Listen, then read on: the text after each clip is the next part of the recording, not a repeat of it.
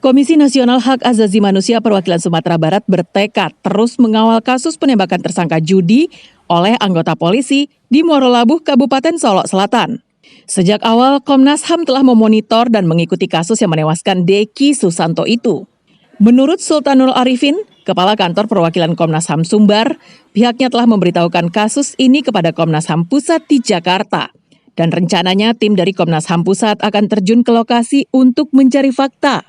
Komnas HAM Perwakilan Sumatera Barat berharap agar Propam Polda Sumbar yang menangani kasus penembakan ini benar-benar transparan tanpa ada yang ditutup-tutupi. Jika penangkapan yang dilakukan oleh tim Buser Reskrim adalah perintah resmi, Komnas HAM meminta Propam Polda Sumbar juga memeriksa atasan yang menugasinya.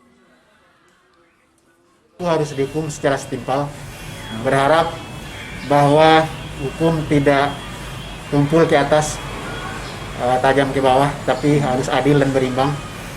Kemudian berharap bahwa tidak hanya pelaku yang dihukum, tapi karena ini sedang melaksanakan tugas, ada komandan, maka sistem pertanggungjawaban komando juga diminta pertanggungjawabannya. Istri Deki Susanto, korban penembakan itu, Selasa sore melaporkan peristiwa yang menewaskan suaminya itu ke Komnas HAM.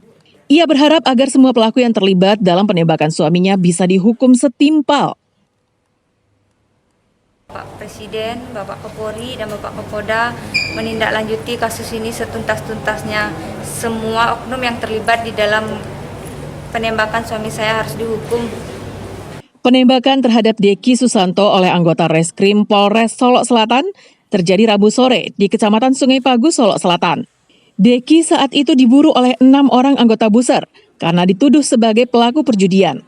Deki tewas di belakang rumahnya setelah ditembak di bagian belakang kepalanya.